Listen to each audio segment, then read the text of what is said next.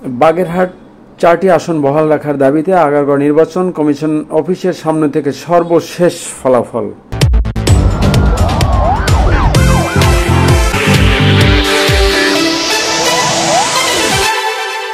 সেখানে আমাদের লয়াররা যৌক্তিকভাবে সাংবিধানিকভাবে আরপি অনুসারে নির্বাচন কমিশনের জনপ্রতিনিধিত্ব আইন অনুসারে আমরা আমাদের যুক্তি তর্ক আমাদের ন্যায্য অধিকারের কথা তুলে ধরেছি।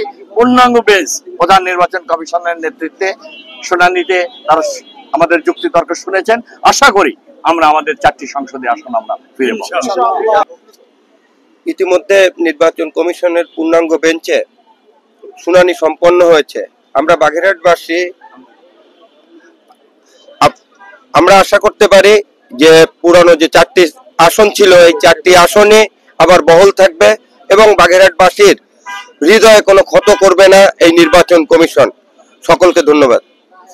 আপনাদেরকে। আমাদের আসলে যে দাবি ছিল এটি আমরা আমাদের আইনজীবীর মাধ্যমে আমরা আজকে যে পূর্ণ বেঞ্চ ছিল এই বেঞ্চে আমাদেরকে শুনানিতে হয়েছে এবং আমরা আমাদের দাবি তুলে ধরেছি আমাদের সর্বদলীয় সম্মিলিত কমিটির মাধ্যমে।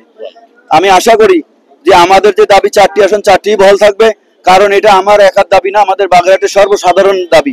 আপনারা যারা মিডিয়া কর্মী আছেন গতকালকে দেখেছেন সকাল 8টা থেকে বিকেল 5টা পর্যন্ত আমরা বাগেরহাট জেলাকে বাংলাদেশ থেকে বিচ্ছিন্ন করে রেখেছিলাম। এটি আমরা দলীয় নেতাকর্মী না, সর্বসাধারণ জনগণ। তাদের পানের দোকান আপনার মাছের দোকান পর্যন্ত বন্ধ ছিল, কোনো জায়গায় কোনো গাড়ি চলে নাই, বাগেরহাট জেলায় একটা গাড়ি চলে নাই। এটাই আমাদের আমরা আমাদের জনগণের কাছে আমরা আসলে কৃতজ্ঞ যে তারা আমাদেরকে সঙ্গ দিয়েছে এবং আমাদের যে দাবি সেই দাবি ইনশাল্লাহ আমাদের জনগণের দাবিতে পরিণত হয়েছে। আমরা আশা করি আমরা অবশ্যই আমাদের এই 4টি আসন আজকে যে শুনানি হয়েছে আমরা ধারণা করি যে অবশ্যই এই 4টি আসন সিইসি আমাদেরকে ফিরিয়ে দিবে। ধন্যবাদ আপনাদের।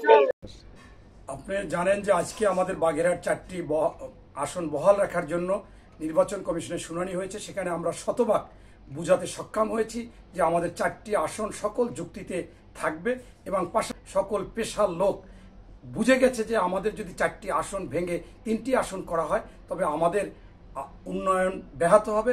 তাই তাদের নিজের খেয়ে নিজের পরে নিজের সময় নষ্ট করে শ্রম দিয়ে টাকা পয়সা দিয়ে আন্দোলন সংগ্রামে আছে। ইতিমধ্যে আপনারা দেখেছেন যে গতকালকে বাগেরহাট প্রায় সারা বাংলাদেশের থেকে বিচ্ছিন্ন হয়ে গিয়েছিল এবং যদি আজকে এটা না করা হয় নির্বাচন কমিশন এর দায়িত্ব নেবে এবং এরকম অনাকাঙ্ক্ষিত ঘটনা ঘটতে পারে। কারণ আমাদের ওইখানের যে বিষয়গুলো হচ্ছে যে আমরা বাঘের সাথে সমুদ্রের সাথে বন্যার সাথে সিডো রাইলার সাথে যুদ্ধ করে বেঁচে আছি। আমাদের উপর কোনো অন্যায় চাপিয়ে দিলে এটা আমাদের বাগেরহাটবাসী মানবে না। তাই বাগেরহাটের 4টি আসন বহাল থাকবে এবং রাখতে হবে। আজকে এই আলোচনায় আমরা শুনানিতেও বুঝতে পেরেছি ইনশাল্লাহ তারা রাখবে। ধন্যবাদ।